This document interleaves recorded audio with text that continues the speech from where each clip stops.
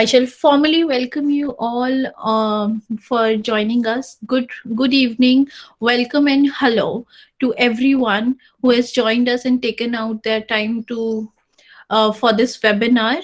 And this is our pre-8th Social Work Congress event under the Student Forum that is happening today on 27th of January. On 27th of January from 4 p.m. to 5:30 p.m. And today's event has been designed with the prospect of giving the opportunity to many of our social work students that are spread across the nation and Asia Pacific region. They have joined us here, and we have created a panelist list wherein we have selected the organizing team has selected the students from across the nation to share their fieldwork experiences to what they have done during the COVID-19 pandemic situation. And we are thankful to the team NAPSWI because of the continuous support. We have been given this platform wherein we're able to present and share our experiences especially under the guidance of Professor Sanjay Bhatt. So thank you once again for every one of you joining today. It is a continuous request from all of you to not unmute yourselves. If you have any queries and questions, please type that in the comment box. And if any of your friends want to join, please share with them the YouTube live stream link. They can join and post comments and their suggestions as well their experiences, because all the experiences matter and are very important to all of us, because it helps us to mutually learn. So thank you so much. Now I would like to invite my co-worker Gauri to begin with the session. Over to you, Gauri.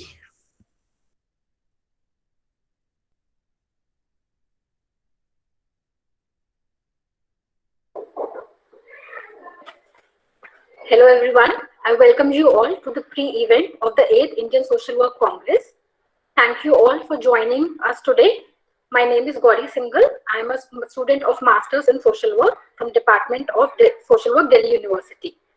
I'll be presenting today on behalf of NAPSWI Students Forum.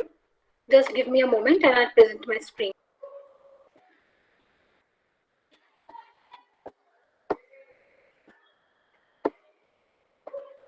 Okay, so about the Congress, the theme this year is Social Cohesion, Collective Responsibility and Social Work Profession.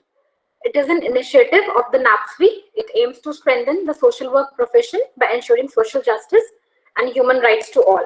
It also aims to act as a forum for understanding the importance of collective responsibility and social cohesion. Now about our organizers. The first organizer is National Association of Professional Social Workers in India. It's a non-profit, non-political, national level organization dedicated to the promotion of the standard and status of social work profession. It is awarded United Nations ECOSOC consultative status. The other organizer is the International Consortium for Social Development. It seeks to develop conceptual framework and effective intervention strategies geared to influencing local, national and international systems. The third organizer is the Vishwa Bharati Shanti Niketan Department of Social Work. It was set up on the ideals of Tagore's Sriniketan experiment. It is the oldest and premier institute located in West Bengal. Now we come to the Students Forum. It is the first time that this is being organized with such a number of events and competitions. It is being organized this year in online mode to engage social work students that are spread across Asia Pacific. So there are various events under Students Forum. The first one is Technical Workshop with Professionals. There are two sessions under this. The first one is Career Opportunities in Social Work. The webinar session is developed on the thought of co-learning and understanding of the process to shape up an individual's career in the initial years of becoming a professional social worker. The second session is Developing Academic Writing Skills. This session will delve towards developing academic writing skills that can be useful while writing research papers and proper documentation during fieldwork. The second competition that we're organizing is Case Competition. It would be a 2-round competition where the cases would be based on the theme of social impact. The third competition is poster competition. The theme would be National Council of Social Work. And the fourth competition is Challenge on Social Cohesion. For Okay. So for any other query, you can visit the official NAPSWI website of the for any further query. Thank you.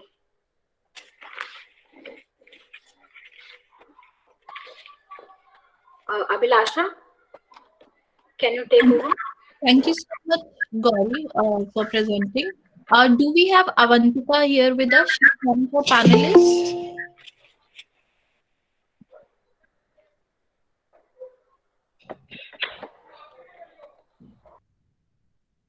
Hello. Hello. May I please request Nikita Soni to present to share her experiences, fieldwork experiences with us. Over to you, Nikita. Okay, just a second.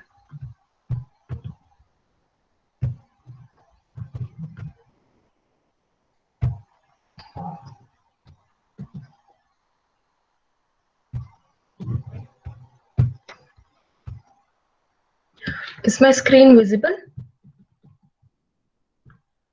Yes, it is. Okay, just a second. No, it's not visible. It's not? If you're using a phone, you have to pin your screen and then. No. I'm using the laptop only. No. I'm talking about the participant. If they are not able to see your screen, they have to pin on Nikita's presentation screen. Only then they'll be able to see it. Thank you. Okay, shall I start? Yes. Go ahead. Okay, so good evening. Sorry. I'm so sorry. It's a request from the participants to not unmute yourselves. Please, it's a request. Over to you, Nikita. Okay.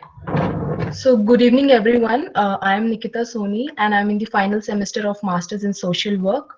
I'm going to present on the fieldwork experience during COVID-19, challenges and the response. Let me take you through my fieldwork experience journey.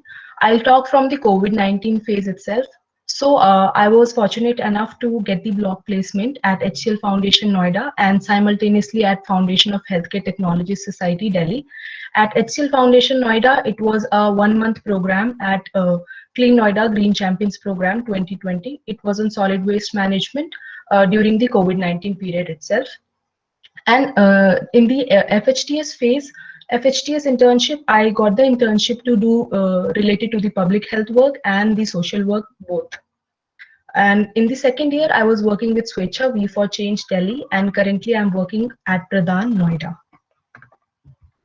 During the block placement part, just now I mentioned about my working, so I'll skip this slide. Let me take you through the challenges that I faced that during the first half of the coronavirus period. Obviously, I was a bit apprehensive about how things are going to be because I was not so much clear about the future perspective of the things. And of course, we were not being so much accustomed to the online fieldwork learning also.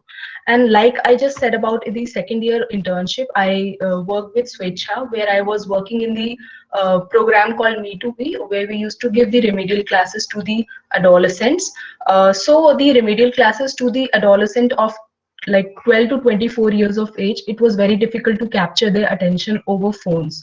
And sometimes the father is outside, sometimes the mother is over the phone, so they do not have the access to phones as well. Also, I was of course, the whole internship was a part of telecom only. Everything has to be over the telephone. So the meetings with the clients or the supervisors or any kind of meeting has to be over the phone itself. And that somehow created a change of interface for me. And this was obviously resulting into the communication gap, because we all know that how much important informal communication is. And of course, the technical issues that was a part of the virtual meetings: background noise, internet connectivity, data plan issues, etc. And the whole period of COVID-19 was really a curse on the social work student, because we couldn't directly experience the ground reality of the things. And this somehow led to the reduction in the fieldwork hours also. And as a social work student, I find that fieldwork hours are really interesting to be a part of, and you learn a lot because that is the core of the social work. And the reduction in the fieldwork hours has somehow affected on learnings of a social work student. But like they say, in the middle of every difficulty or adversity lies an opportunity. So yes, it was time to build skills and sharpen the axe. And I found that this time was helpful to learn a lot about different kind of courses on the e-learning platforms. So that somehow ensured the continuous learning. And it developed a sense of responsibility in me because I used to be managing my time to do the internship as well as do something else like e-learning courses or the trainings or the workshops. And as a student, I was asked to engage in a lot of webinars, and of course that was a flood of the webinars and the expert talks, so I could engage in that also. I learned to make virtual contact with anonymous people from the field. Maybe it was the women from the SHG groups, or maybe someone concerned with the Manrega scheme, like someone directly or indirectly concerned with this scheme. Because I'm working at Pradhan currently, I felt that virtual contact with those people helps you learn the learnings in the offline mode also. My networking and listening skills that also got enhanced in this period. And now I will talk quickly about the contingency plan by my university. Of course, my university engaged all the students into diversity and difference in practices. And they gave us a lot of things to read about the literature related to the various government schemes and summarize them in writing, like how it applies to the social work practice. And we as a student reviewed a lot of case studies, research related work, and a lot of e-meetings, webinars, or other interventions were attended, and many students participated in that. We used to be given some sort of task like reflecting upon various kind of TED talks, podcast, or video. We also created a YouTube page called Social Work Times. All of you may subscribe it if you feel you are also be getting some benefit out of it. We used to present a lot of webinars on that related to the social work only. And we composed a lot of advocacy writing through a blog or websites.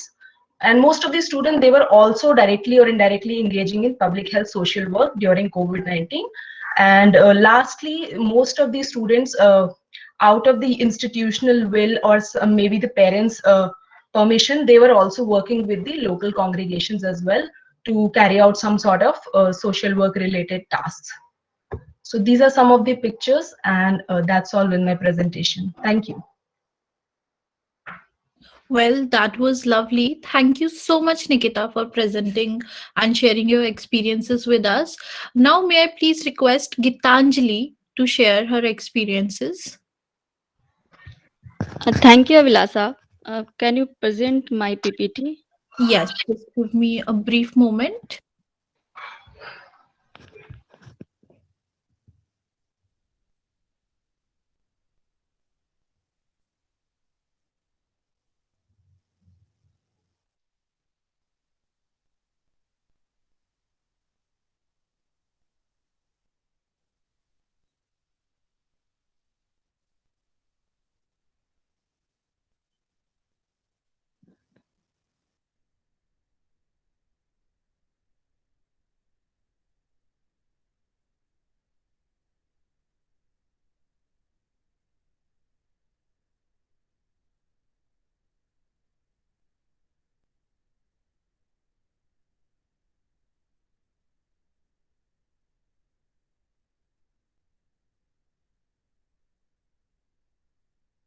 Gitanjali, the PPT bit is taking a little time. Do you mind if you present next to Srijita?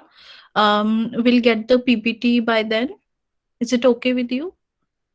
Okay, no issue. I'm so sorry. Thank you. Srijita, over to you. Thank you, Abhilasha. Hello, good afternoon, everyone. I'm Shrujita Ghosh from Bolpur, West Bengal. I'm pursuing MSW from Department of Social Work, Bishwabharati, Sriniketan. and my fieldwork placement is in a rural community, that is Shurul village. So today, the topic on which I am going to deliver this speech is lack of awareness about COVID-19 among the villagers and the other unprivileged communities. So I will be more focusing on my experiences I gained from my fieldwork practice during this situation.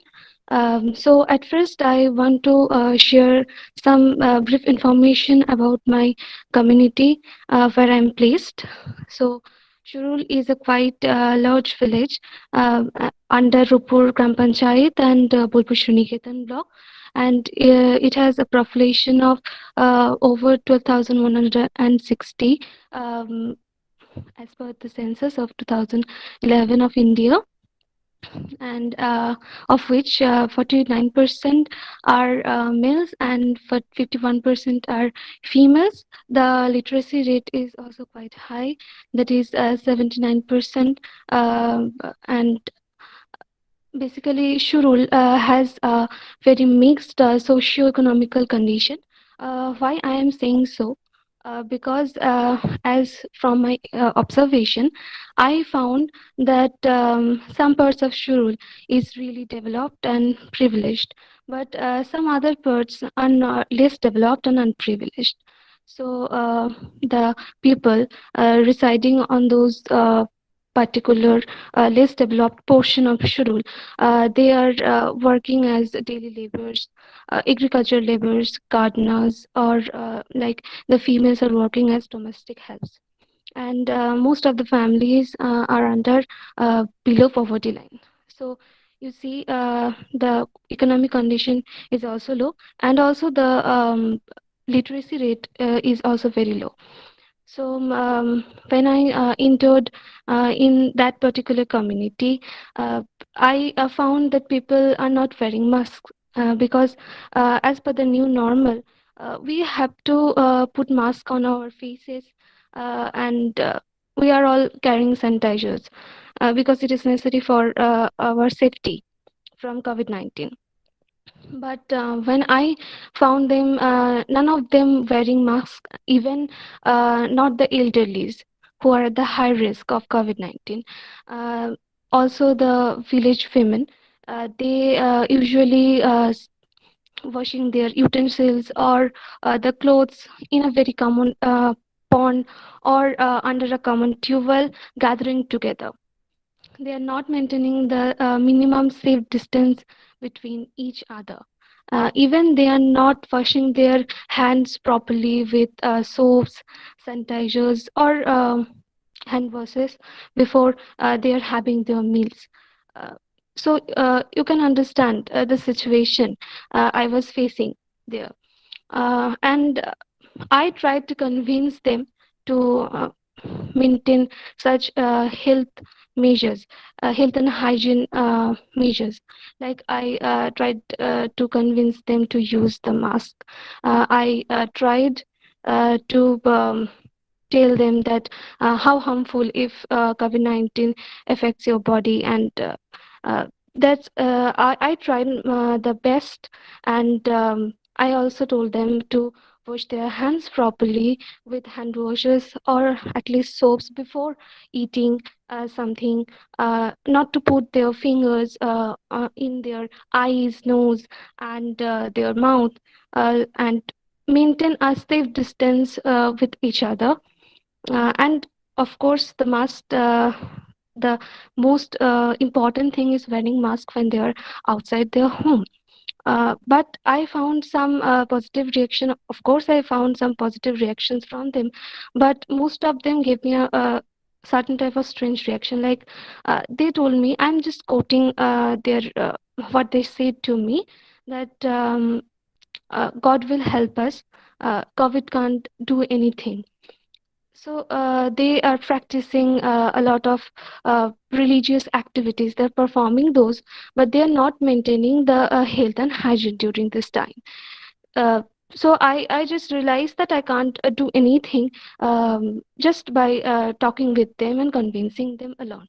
So I just decided to arrange a CO, community organization, for their awareness.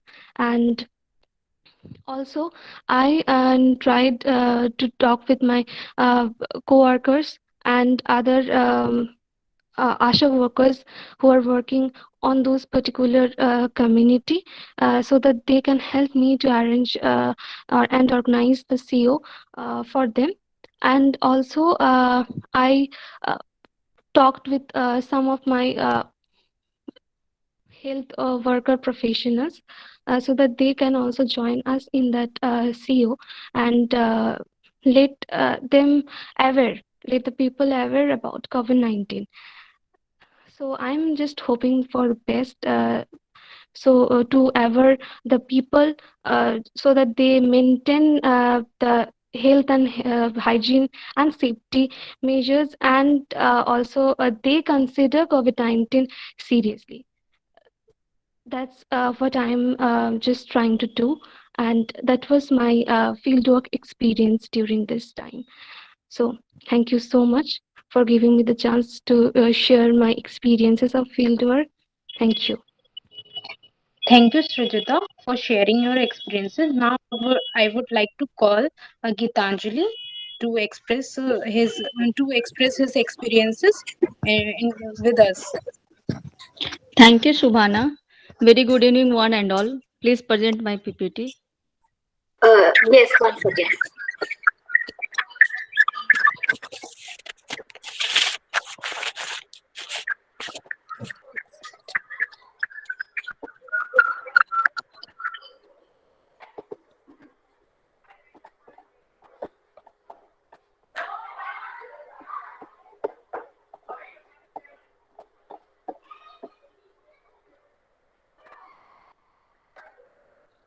Thank you. मैं Gitanjali department of social work Mahatma Gandhi central university Bihar से हूँ और मैं यहाँ अपना field work experience during कोविड-19 और उससे जुड़े हुए चैलेंजेस शेयर करने आई हूँ। तो नेक्स्ट स्लाइड प्लीज। मैं उस वक्त एनएचएम मोतिहारी में प्लेस थी और हमारा काम आशा वर्कर्स के साथ था। हम लोग वहाँ जाते थे और उनके साथ उनसे जुड़ा हुआ जो भी है, चाहे वो एडोलसेंस से जुड़ा हो, प्रेग्नेंट वुमेन से जुड़ा हो, लैक्टेटिंग मदर से हो या फिर पोस्ट नेटल चाइल्ड केयर से जुड़ा हो, तो उसको लेके हम लोग सारा डाटा कलेक्ट कर रहे थे। हमारा फील्ड वर्क बहुत स्मूथली जा रहा था जनवरी और फरवरी में देखे तो। और फिर हमारा होली का छुट्टी हुआ, उसके बाद अचानक से कोविड का इम्पैक्ट लोकल लेवल पे भी पड़ने लगा। गवर्नमेंट ऑफ इंडिया के न्यू गाइडलाइंस आने लगे कि हमें किस तरह से प्रिवेंटिव मेजर्स लेके ही घर से बाहर निकलना है। ऑल्दो हमारे सिटीज में उतना इम्पैक्ट नहीं आया था, despite of all this situation हम लोग फील्ड वर्क पे जा रहे थे, लेकिन हमारा काम अब आशा वर्कर के साथ नहीं था। अब हम लोग as a corona warrior district hospital Motihari में जाके लोगों को अवेयर कर रहे थे कि उन्हें किस तरह से प्रिवेंटिव मेजर्स लेना चाहिए, किस तरह से मास्क पहनना चाहिए या घर से बाहर निकले तो क्या क्या मेजर्स लेने चाहिए। तो उस वक्त जब मैं वो फील्ड वर्क कर रही थी तो सबसे पहला चैलेंज मैंने ये महसूस किया कि जब आप किसी को बिहेवियरल चेंज करवाना चाहते हो, एकदम से आप चाहते हो कि हाँ वो पूरा नॉर्म से एक्सेप्ट करे, तो वो क्वाइट टफ होता है। और मैंने उस दौरान ये भी सीखा है कि अगर सामने वाले को अगर उसके समझ के हिसाब से फैक्ट और नॉलेज के साथ अगर समझाया जाए तो ये काफी आसान हो जाता है। तो ये मेरी लर्निंग वहाँ रही और उसके बाद हम लोग को काफी अच्छा सीखने को मिला। फिर सिचुएशन और खराब हो रहा था, गवर्नमेंट के न्यू गाइडलाइंस आ गए थे और एडमिनिस्ट्रेशन ने भी ये डिसाइड कर लिया था कि अब हर कुछ वर्चुअल मोड पे होगा। हमारा क्लासेस अभी ऑनलाइन शुरू हो गए थे, वेबिनार्स हो रहे थे, सब कुछ हो रहा था। फिर हमारे फैकल्टी सुपरवाइजर ने हमें एक असाइनमेंट दिया लिखने को, जिसमें उन्होंने कोविड-19 का क्या इम्पैक्ट पड़ा है हमारे फैमिली पे, हमारे एज ए इंडिविजुअल खुद पे देखे तो, एज ए सोसाइटी होल देखे तो, उसके सारे पहलू जैसे सोशल से जुड़ा हो, साइकोलॉजी से, इकोनॉमिक से, कल्चर से, उस सब को इम्पैक्ट को एनालिसिस करके लिखने के लिए कहा गया। उस वक्त हम लोगों ने बहुत अच्छे से लिखा। जो कुछ भी हमने सोशल वर्क कोर्स में पहले पढ़ रखा था, चाहे केस वर्क हो, ग्रुप वर्क हो, उससे जुड़े जितने भी टर्म्स है, डिफेंस मैकेनिज्म हो, चाहे रोल कॉन्फ्लिक्ट हो या फिर रोल एनालिसिस हो, चाहे इंटरेक्शन पैटर्न हो, समाज में किस तरह से मैरिज पैटर्न चेंज हुए या फिर फेस्टिवल्स का इंटरेक्शन कैसे चेंज हुआ, ये सब हम लोगों ने उस राइटअप में बहुत अच्छे से कंपाइल करके लिखा। नेक्स्ट।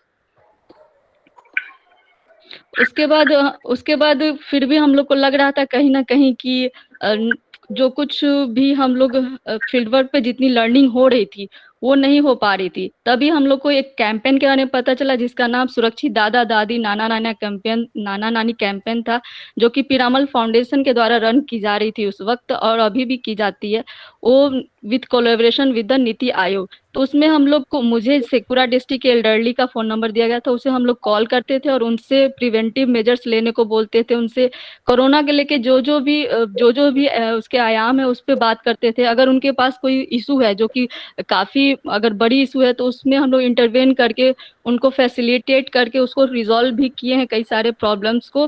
तो उस वक्त मुझे सेकेंड चैलेंज मिला फील्ड वर्क का, वो ये था कि जब व्हेन यू कॉल स्ट्रेंजर्स और talk to with different peoples, आपको बहुत अलग अलग तरह के रिएक्शन देखने को मिलते हैं। कोई आपको एज ए डॉक्टर ही समझ लेते हैं, तो कोई आपको एज ए इंटरटेनमेंट का एक माध्यम समझ लेते हैं, कुछ आपको फ्रेंड समझते हैं, कुछ फ्रॉड कॉल समझ सकते हैं, और वहीं कहीं पे आपको ब्लेसिंग्स भी मिलती है। और ब्लेसिंग्स की बात करें तो मैं यहाँ एक बात और शेयर करना चाहूंगी कि मैं जब एक अम्मा को कॉल की थी, हाँ हो सकता है कि माइग्रेशन और मॉडर्नाइजेशन कहीं किसी किसी फैमिली के लिए बहुत बेहतर हो, लेकिन कहीं पर कहीं फैमिली टूट भी रही थी। उस अम्मा ने मुझसे ये कहा कि उन्होंने अपने लोकल लैंग्वेज में कहा कि बउआ तू फोन करके हमरा से पूछला छा, सो हमरा बहुत अच्छा लगलक, हमर बउआ तो दिल्ली में रहैया, एको दिन फोन करके ना पूछैया कि कोरोना में केना हता, की खाए छा, की रहे छा, लेकिन तू फोन करके पूछत हता कि कैसन हाल चाल है। तो ये सब चीजें बहुत अच्छा एक्सपीरियंस भी रहा, वही बहुत बुरे एक्सपीरियंस रहे। वहाँ लर्निंग ये मिला कि सामने वाला आपको अगर किस तरह से बात कर रहा है तो आपको किस टोन में बात करना है, उसे कैसे कन्विंस करना है ताकि वो आपकी बात को समझ सके। तो ये काफी अच्छी लर्निंग रही उस दौरान। Next slide. और अब मैं अंत में ओवरऑल ऑब्जर्वेशन में अपना शेयर करना चाहूंगी, जो फील्ड वर्क को अगर कंपेयर करें वर्चुअल मोड पे और ऑफलाइन मोड पे, तो मैंने जो डिफरेंसेस पाई, तो कहीं ना कहीं हम लोग न्यू नॉर्म्स को अडॉप्ट किए हैं वेरी सक्सेसफुली। क्योंकि अगर हम टारगेट पर्सन के एजाइल मॉडल देखें तो उन्होंने भी यही कहा है कि अगर सोसाइटी में अगर इंटीग्रल सब लोग इंटीग्रेट होके एक साथ अगर किसी गोल को अचीव करना चाहे, जैसे हम लोग का गोल था कि किसी तरह ऑनलाइन ही क्लासेस करके सब कुछ सीखे, तो हम लोग ने उसे सीखने की कोशिश की और उसमें हम लोग सक्सेस भी रहे। अगर बात करें मेजर निगेटिव पार्ट की बात करें तो हाँ कहीं ना कहीं बहुत हम लोगों ने देखा जाए तो जो सोशल वर्क का कैरिकुलम है वो एक प्रैक्टिस बेस्ड प्रोफेशन है। तो अगर हमारा जैसे कि हम किसी खाने का रेसिपी अगर हम कितनी बार भी पढ़ ले, अगर उसको हम जब तक बनाते नहीं उसे हम नहीं बनाना सीख सकते हैं। तो उसी तरह से ऑनलाइन और ऑफलाइन में ये अंतर है। अगर आप फील्ड वर्क में एक्सपीरियंस करते हैं, चाहे एजेंसी में जाते हैं या कम्युनिटी में, तो आपको पता नहीं होता है कि कौन सा रिएक्शन कब आ जाएगा और उसके अकॉर्डिंग आपको क्या डिसीजन लेना होगा। तो जो लर्निंग बाय डूइंग होता है, जो कि सेल्फ रिफ्लेक्टिव से आता है, वो चीज़ कहीं ना कहीं मिस हुआ है। अगर हम ऑपरेंट लर्निंग थ्योरी देखें BF स्निकर का या फिर बंडूरा का देखें ऑब्जर्वेशन लर्निंग थ्योरी, वो सब भी यही कहती है कि हम बहुत कुछ करके सीखते हैं। तो वो फील्ड में जब हम जाते हैं तो हमें पता नहीं होता है कि कब कोई डोमेस्टिक वायलेंस दिख जाए या कोई कल्चरल इवेंट दिख जाए या फिर आपको वहाँ पे कोई भी चीज़ ऐसा दिख सकता है जो निगेटिव हो सकता है। अकॉर्डिंग टू उस वक्त आपको क्या एक्शन लेना है, डिसीजन मेकिंग कैसे करना है, लोगों को कैसे कन्विंस करना है।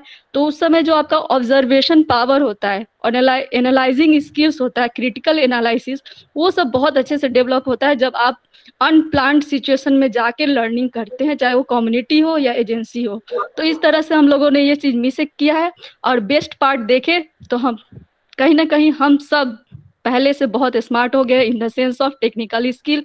उसी का देन है कि अभी मैं यहाँ पे PPT के साथ प्रेजेंट कर पा रही हूँ, गूगल मीट के थ्रू हम लोग का मीटिंग हो रहा है, तो वो उसका बेस्ट पार्ट है। और जैसा कि नितिका ने भी कहा था, वैसे मैंने भी यूट्यूब चैनल शुरू किया है और भी बहुत सारी चीज़ें ऑनलाइन हम लोग ने करना सीख लिया है अब। तो पहले से सब लोग काफ़ी स्मार्ट हुए हैं। तो thank you for giving me opportunity to share my experiences. Thank you once again. Thank you, Gitanjali, for sharing your experiences with us. Now, I would like to call our next panelist, Rupam Sarkar from Delhi University. Please, Rupam, unmute your mic and speak up. Sure. Hello, everyone. I'm Rupam, a student of Department of Social Work, Delhi University. So today I'll be talking to you about my experience in Jharconnect, part of Ajim Premji Foundation, and why online social work is important and what is its potential. So let me give a brief history of it. Jharconnect started during nationwide lockdown when Jharkhand government, Jharkhand government along with Ajim Premji Foundation started a helpline. Using that helpline, migrant laborers would, register themselves. Using that registration number, the volunteers would call them. The volunteers would call them after an IVR call is made. Using that IVR call, a need assessment was done, right? What they need, what is their actual need. After this IVR call, volunteers would call them to help them with their need. Now, how they help? The volunteers help the people using government entitlement like PDS, like Narega, in pension, in Shramik card, etc. So if someone says ki we don't have food now, so we talk to them about PDS, if they have the PDS card or not, if they have, if they're getting ration or not. Similarly, if someone says ki okay, I'm back to my village, but now I don't have work. What do? We tell them about Narega. What is their rights? How do they get work? How do they get payment? How much they get? So that is how we work. But the more interesting part is the whole process is on phone call. So we have the phone number, we call them, and then we get the data and help them, right? So I'll give you two example of entitlement how it's work, like in PDS, like right. With my experience, I can say in PDS there is widespread corruption in Jharkhand. I think in major parts of India it is. So how do we tackle that? We tell, the major part is that the dealer says to the people ki हमें ऊपर से इतना ही आया है तो हम आपको इतना ही दे सकते हैं. So what we do is with digitization of government records, now one can go, dealer has to update how much grain he has given to each and every person. So we give them that link, and we do use that link to find how much the dealer has updated. And using that, now the consumer have, what is the right amount of grain that he or she should get.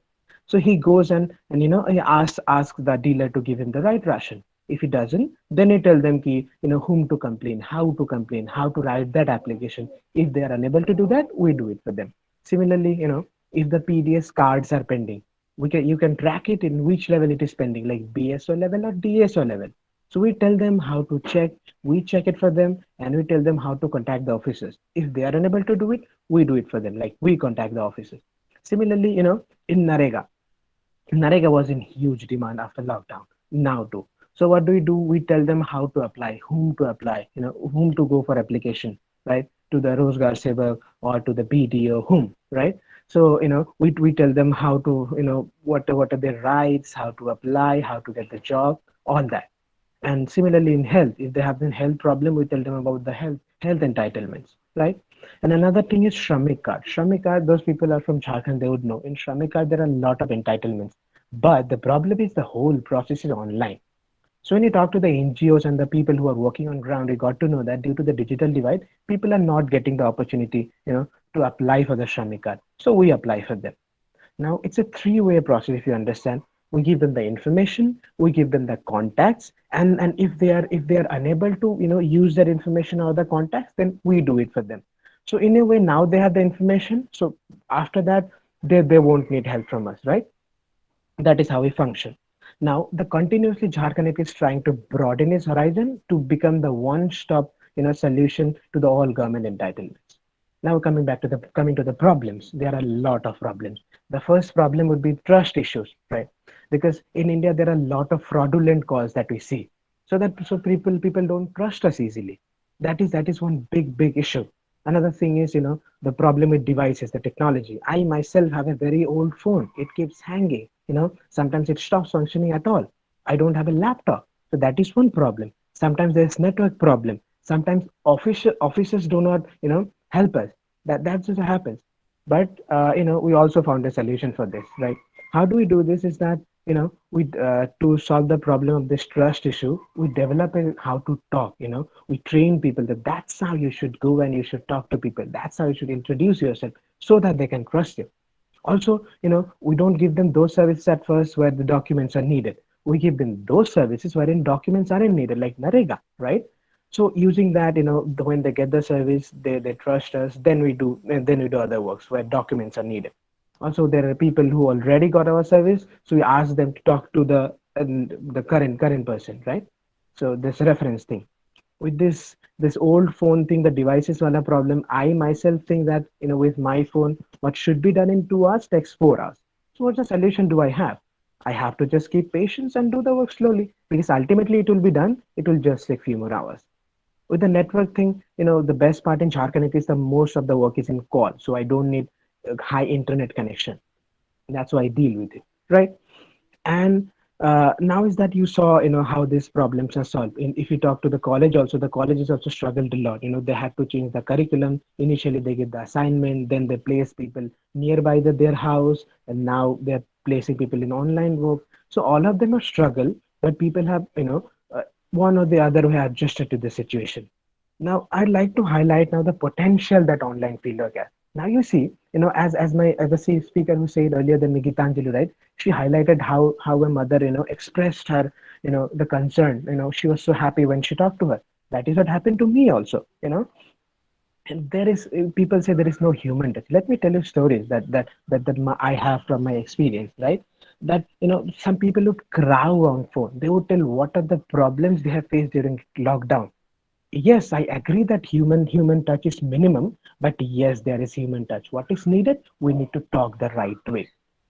So can online fieldwork substitute offline fieldwork? No, it cannot. Can it complement offline fieldwork? Yes, it obviously can. What we need to do is we need to identify the areas where it can work. Like the areas which is politically disturbed, the areas which is hardly accessible due to these geographical features. Like if there is work regarding Shramika, what is the best solution? The best solution is online fieldwork or online social work. So in IVR, using IVR, we have called 4.2 lakh people and did the need assessment. How is it possible? Using the online method. So I think it is very important for us now to realize that society is changing and we have to change with that. We have to use this very big potential thing that is online social work. The thing is that we'll have to identify the appropriate setting. As Rahim says, Rahiman देखी बढ़िन को लघु न दीजिए डारी जहां काम आवे सुई कहां करे तरवारी. Translation: Rahim says, do not ignore the small things for the big things, because where there is a need of needle, what would sword do there? That is exactly what online fieldwork is. Where there is need of online fieldwork, we cannot really do it with perfection with offline fieldwork. It would online fieldwork could make the work faster, right? So I would reiterate this thing that online fieldwork can never replace offline fieldwork, but yes, it can complement offline fieldwork. That is what I had to say. I believe, I expect that after you leave this session, you really would think about it. What are the areas, on which online fieldwork can be done? Because it is with your and our help that we can really broaden this scope. Thank you very much. That's what I have to say. Thank you, Rupam, for sharing your experiences. Now, I would like to call our next panelist, Sana Afreen. She is pursuing Masters in Social Work from Jamia Islamia University. Please unmute your mic and share your experiences. Good evening. I cannot open my video because at present I am not at home. I am actually sitting in a government office where opening my video will seem very rude. So for that, I excuse myself. And now talking about the fieldwork experiences, let me first introduce myself. Now, good evening, everyone. Today, we all have gathered for the 8th Indian Pre-Event Social Work Congress organized by NAPSRI. I welcome everyone who are part of the conference today. I am Sana Afreen, student of social work in Jamia Millia Islamia University. I did the fieldwork for the 3rd semester in Alipur Women's Correctional Home in Kolkata, West Bengal. Now I am joining you people from Kolkata itself. We all are here to discuss the impact of COVID-19. We all witnessed how the outbreak in the end of March 2019 abnormally accelerated and reached India by March 2020 after having traversed many countries and continents. COVID-19 has a lot of vulnerability and increased threat, and it also has seen a lot of casualties. We also have seen a lot of casualties due to this, and all of this has led to a lot of restrictions being imposed in every sphere and sector, and education sector too faced the wrath and was percolated by the similar threat, which led to the closure of the entire education sector. It's not only the fieldwork that suffered or we the social work student that suffered, everyone suffered the closure or the haphazard closure that lockdown has brought us. It has impact on every student, irrespective of the age they are, degree they are studying for, or the region they belong to, or the class they hail from. the divide or the problems faced by every student is of course not equal, but it is still there. And all of this is because the student community is very widespread and is divided geographically, socially, and economically, which of course limits the access they can have on the online education. It has created a new level of disparity and discrimination and has widened the gap between the haves and the have-nots. We are also united. The world is united on this COVID-19 pandemic situation. Now, as we are here to discuss the fieldwork due to the pandemic, let me tell everyone, as you all of course know, I'll just remind that fieldwork is an inevitable part of the social work course curriculum and provides the student with exposure of the working world, thereby helping them to gather experience with regards to the same. Now, fieldwork is the working ground.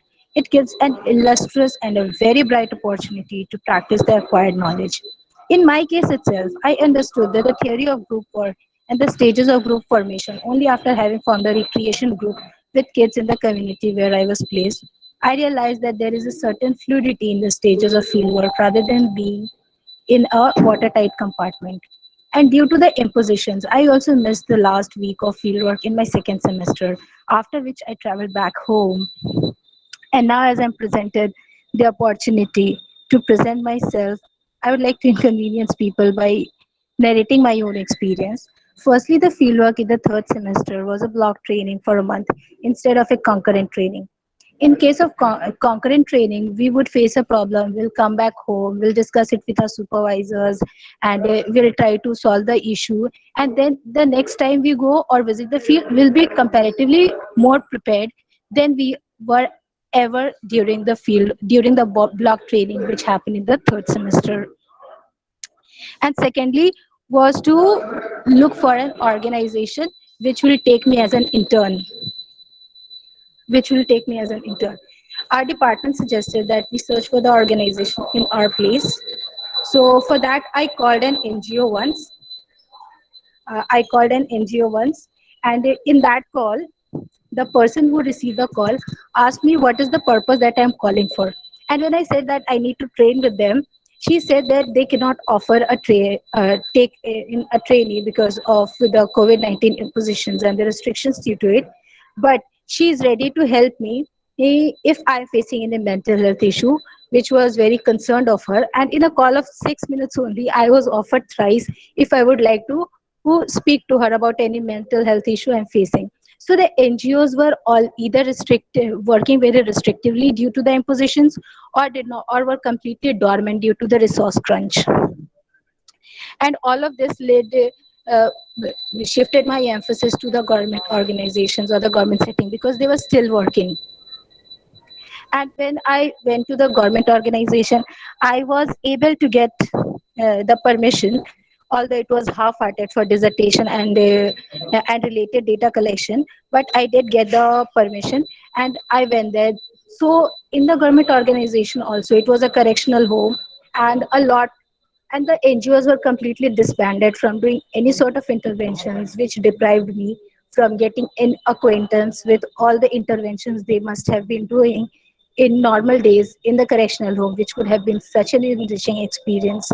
Another problem was that my access inside the residing area of the correctional home where the inmates were living was very, very restricted because there was a very high chance that they might get infested, and the infection could have been very risky because the correctional home consisted of more than 300 inmates, and this is something that they cannot afford. So I'm not being very pessimistic about the experiences that I had. I still am very grateful because they actually presented me with the opportunity of presenting myself or training with them. So moving forward, I will be doing the fourth semester fieldwork training with the same organization, and this time I'm more hopeful actually that the exposure or the experience is going to be enriching than before. And I would like to conclude my speech by stating a quote which says that destinations are more rewarding when the journey is experientially liberating, and fieldwork is that liberating experience for we professional work students. Even historically, if we see, then Augustus Barney, Octavia Hill, these were the people who actually started the idea of fieldwork when they started the theory of when they started practicing friendly rent collecting, and also shifted well the Oxford student to help the in settlement houses, to help the social, to help the people or the commoners who are suffering. And again, then we have the likes of Mary E. Richmond, Kelly, Edith Ever, and Florence Kelly, who worked in the towards the synthesis of social work as a profession. Now, when we are talking about the professionals who have been a part of this fraternity, I would like to complete my speech by remembering Mr. H.Y. Siddiqui, who passed away last year and has shown all of us a way to become a very good professional social worker by being one and setting the example. Now, I thank everyone for being a very patient and active listener. This is the end of my presentation. Thank you once again. Thank you, Sana. Now, I would like to call our next panelist, uh, Bella Bhosle from uh, Nirmala Niketan, Maharashtra. Bella, can you please mute your mic? Unmute your mic. Bella, are you there? Yes. Yeah. Yes. Can you hear me? Yes, we can hear you, Bella. Okay. You can go. You can go ahead. So good evening, one and all. I'm Bella Bhosle from College of Social Work, Nirmala Niketan, and I'm studying in third year of Bachelor of Social Work. I'm sure that everyone is aware about the current situation when the pandemic COVID-19 has affected the whole of the world. Today, I'm here to share my experience of fieldwork during the pandemic. Fieldwork is an integral part of our profession, and for us, we believe that fieldwork is the strength of our college. And our college, as our college, places us in wide variety of organizations, right from organization working on rural and urban issues to a CSR project. So during the pandemic, we did not stop, but we continued with our fieldwork. Some students carried out fieldwork through online mode, while others, including me, got an opportunity to work on field by taking the required precautions and care. I was placed in Jivandhara Institute of Social Work, Kolad, that is in Raigad district of Maharashtra. It is a non-governmental organization working for the tribal community in the interior part of Raigad district. It was founded in August 1992 by the congregation named Daughters of Heart of Mary. The institute works with the tribal community, which basically includes the Katkari tribes. Now, Katkaris are considered as the second most backward tribes in Maharashtra and are discriminated by the people of other castes. Currently, the institute is reaching to 35 villages, which constitute of 15 gram panchayat, covering the population of more than 10,000 people. The vision of the institute is to have an integrated and sustainable development of the Katkari tribe where their identity and dignity is ensured. The institute is committed to promote human dignity of the marginalized with preferential option through participatory and sustainable development options. Jivandhara Institute works in different areas such as women empowerment, youth employment, self-help groups, primary healthcare, strengthening self-governance, etc. I took up different tasks during my fieldwork while working in this agency, out of which I would like to share some. So, as you all know, many lost jobs during this pandemic, and so did the people of this Adivasi community. The people in this community mainly work as daily wage laborers and migrant workers. Due to this pandemic, these people had to stop their work and hence lost their jobs and had no other source of income to feed their families. So, we, the students, along with our institute, got in touch with different organizations and funding agencies to get help from them. We received donations and facilitated to provide ration and essential item kits to the families in need. We also provided them help to start small businesses like vegetable vending, dry fish business, poultry farming, goat rearing, and other livelihood activities. This was the immediate help that the students, along with the agency, could provide to the Adivasi community during the pandemic. One more calamity that severely affected this community was the Nisarga cyclone, during which many people lost their houses. So the agency, along with us, got in touch with the government officials for help and also provided temporary arrangements for their houses. Now, along with the elder people, even the children were severely affected by the pandemic, as their only source of education, that is the government school, was closed, and there was no other option left for them to receive education. So we took up an initiative to set up mini libraries for school going children in order to give them a source of knowledge and keep them in contact with their studies. These were some of the tasks that I was engaged during my fieldwork. While carrying out these tasks, we had to continuously ensure that we are following the guidelines of the government and ensuring the safety of the people as well as our own safety. As the guidelines of the government did not allow much mobility and social gathering, we had to ensure that our work is done in certain time period and with limited participation of people, which was not the case in the previous years, during which we would encourage more and more of people's participation.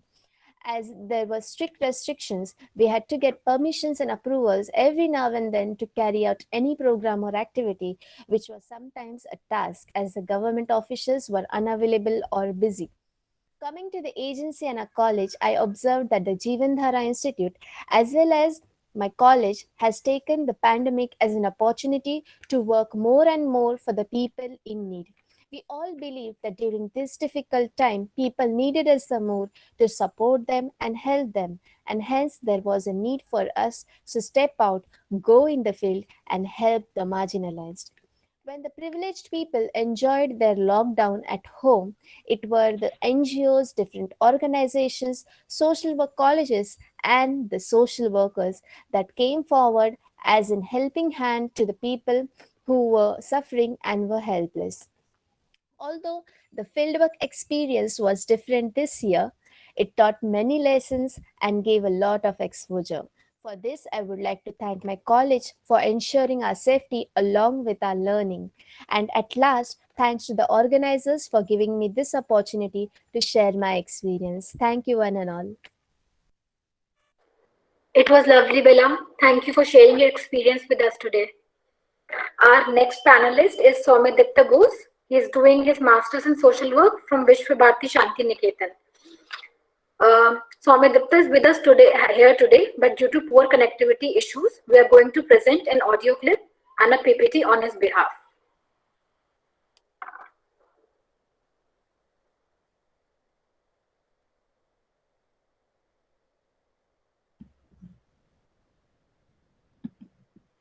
Good evening, everyone, and pronouns to respected dignitaries over here. Myself, Soumyadipta Bose, and I hail from an interior village adjacent to Sundarbans. I am now pursuing my master's in social work from Vishwabharati University. Before getting into more detail, I would rather prefer to mention that during my speech, I will not only put focus on my curriculum-oriented fieldwork, but also put a little bit of emphasis on my freelance deed that have been done during lockdown. And I do believe that social work is not about a time-bound fieldwork activity that we all often refer to, but it's beyond that set limit. So since mobilities are restricted, we are confined in our homes, we are instructed by our departments to have our field work done at the community, in close vicinity of our homes or nearby our homes. So we have been wings, and I am here placed in a community called Deria. It's a rural community, and the most fascinating thing is this village is still following a historical legacy that will get more time to discuss it, so I'm not putting much focus on it. So during the lockdown period, when people are getting fired from their jobs, some may have witnessed a kind of decline in their business. Somehow they have lost their jobs, earnings.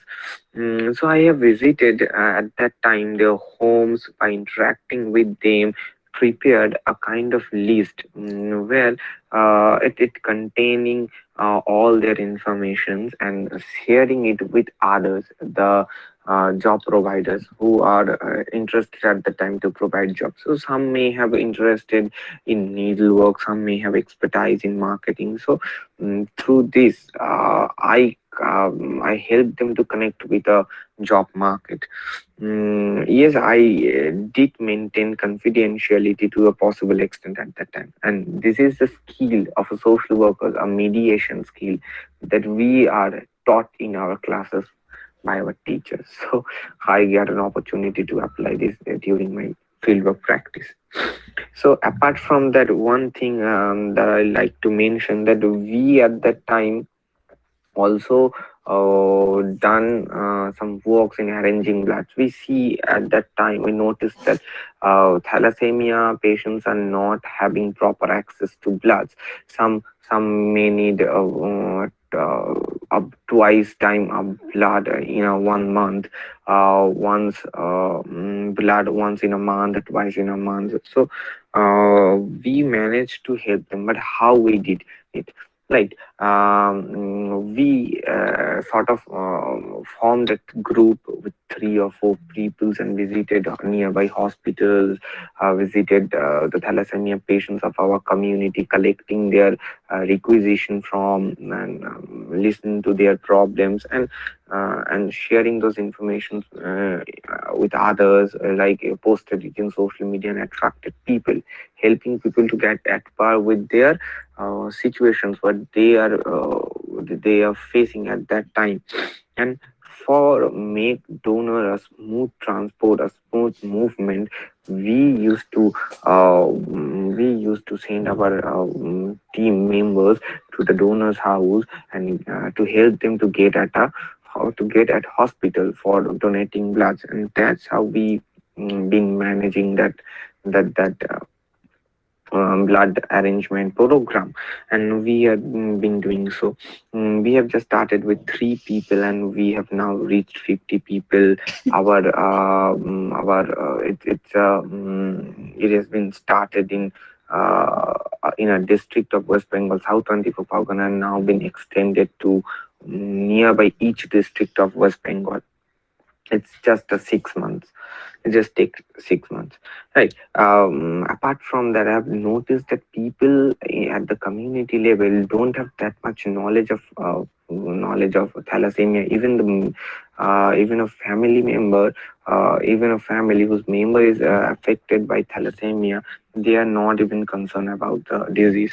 So at that time, what I am doing in this period, it's a post-lockdown period, forming groups at the community level, which with women's, children's, reaching doorstep, for making them aware of thalassemia, donating bloods, and such other things.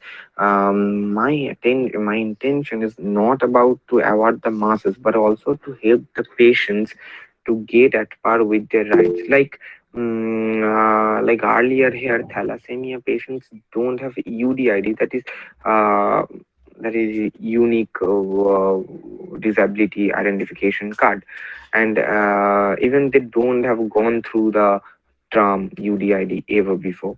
So working is in progress to organize community members under the leadership of our members belonging to thalassemia patients house. And we are seeking help and assistance from administrative level. Let's see how they will help us. We have submitted letters to them, and that's how we are going on. And I have set a target of reaching 10 houses each week and motivate them to have themselves tested in the hospitals before getting marriages.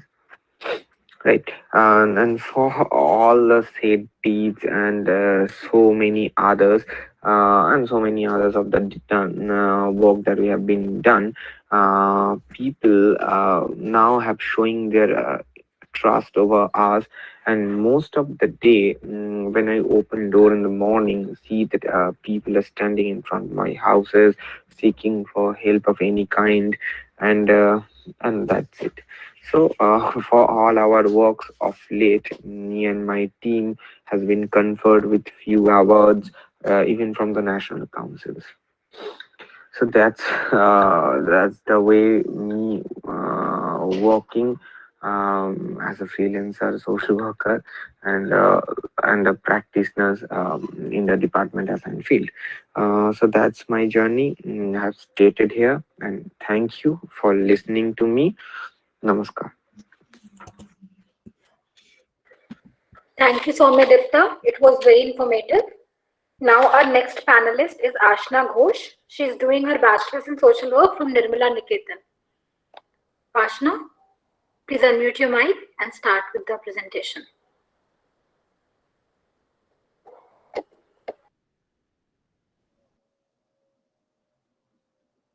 Good evening. I am Ashna Ghosh from College of Social Work Nirmala Niketan, Bombay, and presently I am in my third year of BSW, and I was placed in National Hawkers Federation, Calcutta, for my fieldwork. With the pandemic that has doomed upon us and the new normal that is in place, we had a mix of online and offline work for fieldwork this year. Now, as the other participants have said, that it's very important for social workers to be on field, and fieldwork is the main part that complements our theory, where we get a chance to practice the theory out on the field. And our college really believes that that's the best way to understand the ground reality. This time, students were placed in their hometown, and that's the reason I was placed in Calcutta. We had students who were placed all the way from Jammu to Dehradun to Assam, and that's how I landed in National Hawkers Federation. National Hawkers Federation is a union of 36 hawkers that formed by the leadership of Shaktiman Ghosh, who advocates and fights for hawkers' rights, also known as street vendors, from 1996 after the Operation Sunshine movement that took place.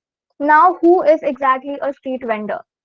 If you look up, street vendor is a person who offers goods and services for sale to public without a permanent structure. Now, they are the people who are supposedly people who are taking up place on your street and causing harm to the tourist attraction spots while they are the most prominent people on your field. They still neglected. For me, as a bachelor student, it was my first experience to be part and working with the informal sector. Now, because it was during the pandemic time, I had an online and offline mode of fieldwork experience. I attended webinars and national meetings of hawkers through the online mode. But at the same time, I also participated in morchas. I conducted interviews of various markets like Patuli, Ghariya Hat, Hati Bagan, to understand the issues of each and every hawker and try to make a case study for the organization. The case study was basically about what are the issues that the hawkers are facing during the lockdown, how it affected them, and what were the issues that they faced during the lockdown. Now, the thing with West Bengal was that it does not have issues of COVID 19, but it also had destructions of the Amphan cyclone. Um, Something that the center did to look after the loss of street vendors was it created a scheme called PM Swanidhi Fund, which gives 10,000 rupees loan to each and every hawker once an LOR, that is letter of recommendation from a proper organization, is given to the government. Now, why this is very beneficial is A, for starters, while talking to the hawkers, I realized that for 3 months or at a stretch of 6 months, hawkers did not have any zaria of getting a income. They did not have a livelihood. And what our organization did was they started giving ration kits. They formed their own little hawkers union to start making food for their hawkers who did not have any source of livelihood. They did not have any income to pay their rent. They did not have any income to even feed themselves. So what the organization did is they started making food for each other. So they actually intervened into the problem by looking at the community resource level and not, look at another fundraising issues. So they try to solve this issue of not having food during COVID-19 lockdown by looking into the resources of themselves. Now, something that I would say on a personal level is I miss being on the field on a more natural level, not having a mask, not, you know, being so far away from the people, because the first thing that a social worker does while you're intervening is you form a rapport. And that rapport formation took so much amount of time because हम field पे ही नहीं जा पा रहे थे अच्छे से, हम उनसे बात नहीं कर पा रहे अच्छे से, हम उनके साथ बैठ के चाय नहीं पी पा रहे हैं, हम rapport form नहीं कर पा रहे, and that took a lot of time. So the first level of intervention took a lot of time. So like the speaker Rupam said, that we cannot say that the online is the right way, but it complements online and offline fieldwork to look into it. Now, I would also say that the informal sector has no health security whatsoever. If you look at the informal sector, and street vendors and hawkers form under the informal sector, and they were the first prone people to get COVID or any type of infection because they are indulging with a huge amount of public on a daily basis. So what happened is that a camp was created so that they could get their Swasthya Sathi, which is the health card that the state of West Bengal is giving, which gives you 5 lakhs of money so that you can do whatever treatment that you want with that health card and you don't need to pay any money. So this health camp was created so that hawkers can get their card faster, because there were cases where people did not have money to treat their fellow hawkers, because they got COVID and they could not take any money. There was, because there is like a huge loss in income even in the country, so fundraising was also not happening. So and as my fellow college mates said, that while there were certain people who were sitting in houses and making dalgona coffee or making pizzas, there were people who did not even have a home to call their home. They did not even have these basic necessities that a person can even feed on. But there are people like us, there are colleges like us, there are NGOs like us who took it into their strike, took it into their resilience, that we are going to come out and help the people who are in need. And as again, I miss being on the field. I miss being free on the field and not having to sit in webinars. I think we've had a nice quota of webinars now, but it was a fruitful experience. I got to know a new sector, which is the hawkers. I understood what were their problems and how each and every market is so different from each other. And I would like to end it by saying thank you to my college, that even during the lockdown, they did not take away the fieldwork experience from us. And thank you for organizing such a platform where, to the organizers, where all of us could come together and listen to what each and every person did in a different little or bigger scale. I would like to end it by saying that we all should remember that little things combine together to make a very beautiful big change. Thank you. Thank you, Ashna, for sharing your experience with us today. It was very enlightening. Our next panelist is Avantika Lanthasa. She is doing Masters in Social Work from Assam University. Avantika, are you here? Am I visible? Yeah, you are. You can continue. A very good evening. I am Avantika Lanthasa, and as mentioned, I am doing my Bachelor's of Social Work in Assam University. So my university is more than 144 kilometers from my hometown, where I'm currently staying. And I'm placed at a community behind my university at quarter number 6. I am in 3rd semester, and because of the lockdown and the distance, my fieldwork for this entire semester has been stopped. And so I had to resort to online alternatives like webinars and workshops. A situation like COVID-19 is something that today's generation of students have never experienced. And for students who have missed out on their practical classes and field practicum, times have definitely been harder for them. For social work department, field practicum is considered to be an integral part of it. It is designed to integrate classroom studies with practice in a field setting, a practical field setting. So to sort of meet the requirements in any way possible, I, like I've mentioned, attended many webinars, including child sexual abuse, impact of COVID-19 on marginalized children. And I've also organized a few webinars by collaborating with other co-workers of my university, by inviting resource person from different institutions and departments.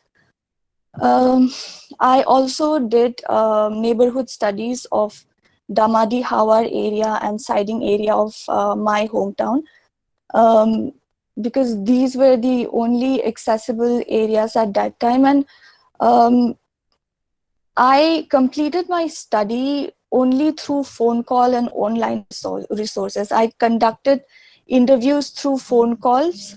I spoke to families of these areas and the Gaon Buras and tried to find out how they've been coping up during the pandemic, and they've been so generous and cooperative to have shared with me their information.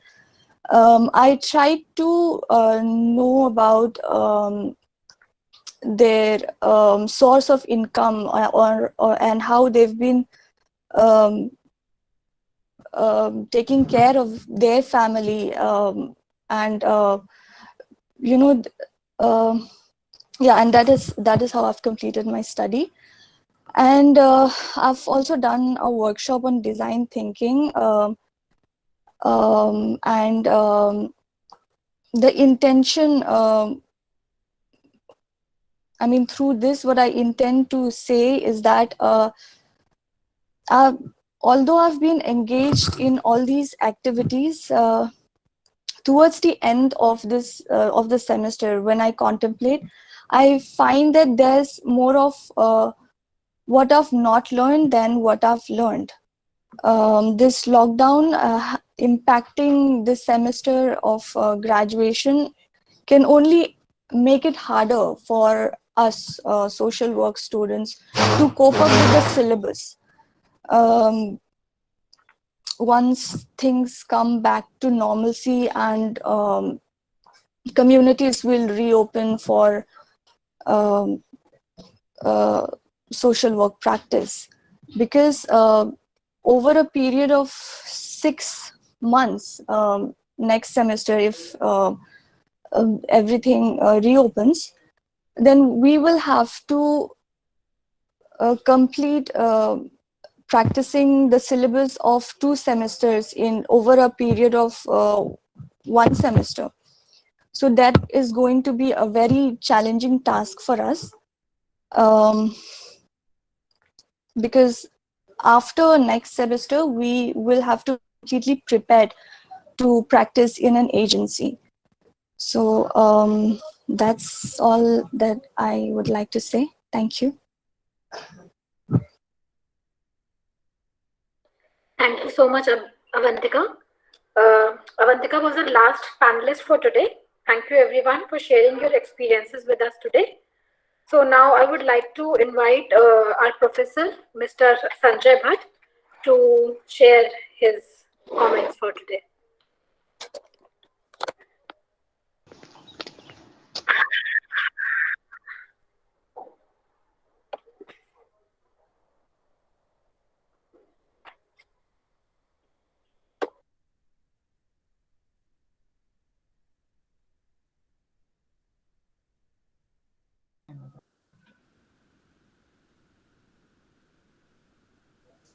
Hello.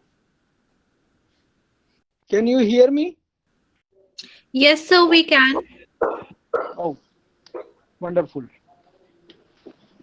So, dear young professional social workers, it's my privilege and honor to be with you. This is a student seminar discussing on the COVID-19. I could hear some of you because of this internet restriction in Delhi, but I really enjoyed the experiences of some of the participants who gave it. I'm really thrilled to listen that each one of you has respect for the fieldwork and consider it as a very important part of your studies, and you are missing also. The most important thing that you are missing this, and never mind it. You know, fieldwork gives you an opportunity for three things: knowledge, skills, and behavior. So two things you have already ingrained: knowledge and behavior. Because, you know, by your presentation, I could see that how much you are missing and how much you want to do this. That gives me a lot of satisfaction. Remaining skills, you know, as and when you will find time, you will be able to develop it. And with my students, I talk to them that during COVID period, we can go for task-based fieldwork assignments. When I say task-based fieldwork assignment means that you define the task, that this I want to learn, this task I want to learn. Say interviewing skill. Then can you interview a corona warriors next to your home? This may not be a continuity-oriented fieldwork learning, but this can be designed learning. So try to do that. I will not give you any lecture. I will not give you any more sermons. I wanted to listen something about social distancing.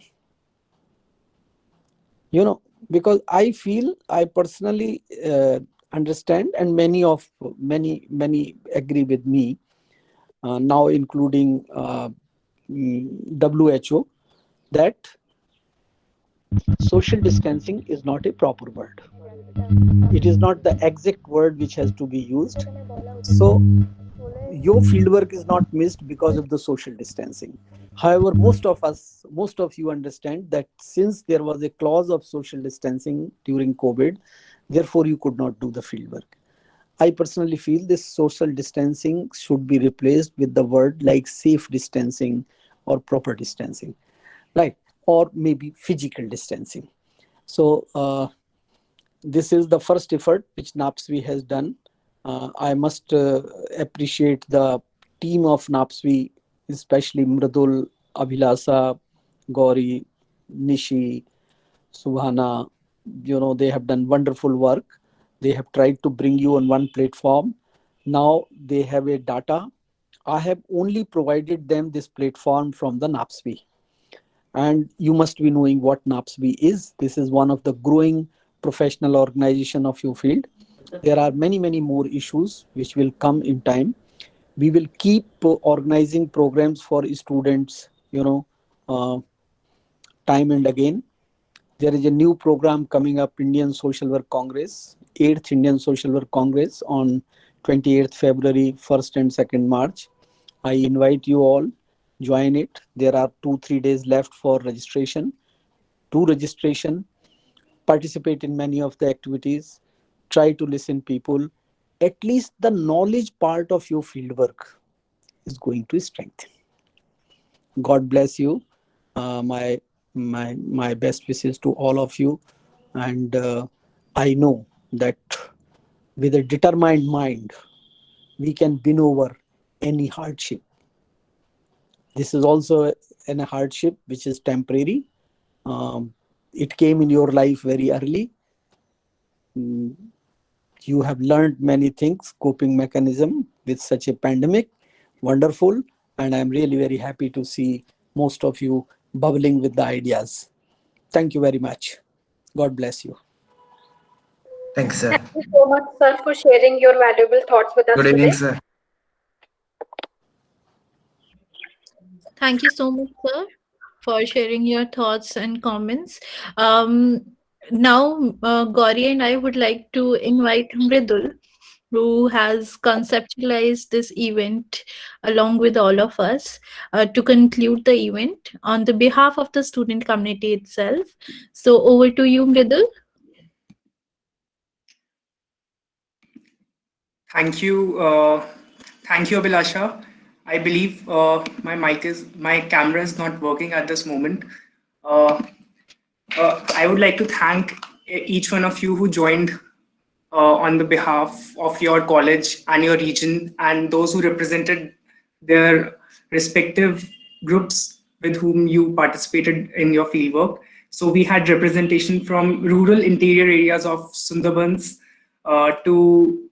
to hawkers, to migrants, and to the new upcoming area of online fieldwork, where we could see the impact it has and how it can go to create new boundaries. And I just want to bring in the issue that there's issue of digital fatigue, and we all have been working for over an year now on online devices, that too continuously. So with that, it brings issues of mental health, and we need to take care of ourselves and our friends and keep checking with them how they are doing and what is their state, and if we can help them in any way. And I would like to now conclude and thank you all for joining and invite Nishni for the vote of thanks. Thank you, Mrudul. Good evening to all. I believe you all people might have enjoyed sir. and gathered knowledge through this webinar. Firstly, I would like to deliver thanks to the President of the NAPSI, Mr. Professor R.P. Dwivedi, and the Executive Committee of NAPSI also. I deliver a very special thanks to Professor Sanjay Bhatt sir, who supported and gave all the guidelines for the event until now. Thank you, sir. And the vibrant student speakers, you all performed a great presentation.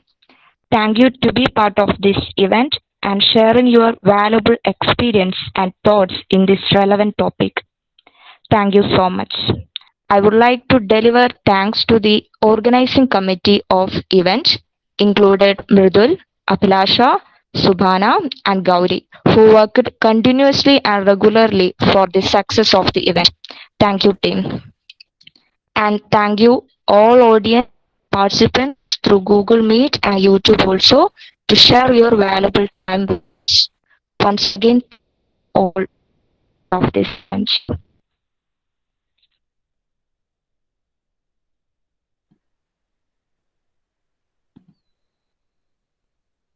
All right. Thank you, everyone, for joining us and listening to all of our panelists. Please do join the 8th Social Work National Congress that is going to happen from 28th of February to 2nd of March. We have some very exciting competitions for our students as well, and we have exciting prizes as well at the same time. So we would be looking forward to joining all of you there on that platform from the end of February. And till then, take care, stay warm, and stay safe. Bye bye.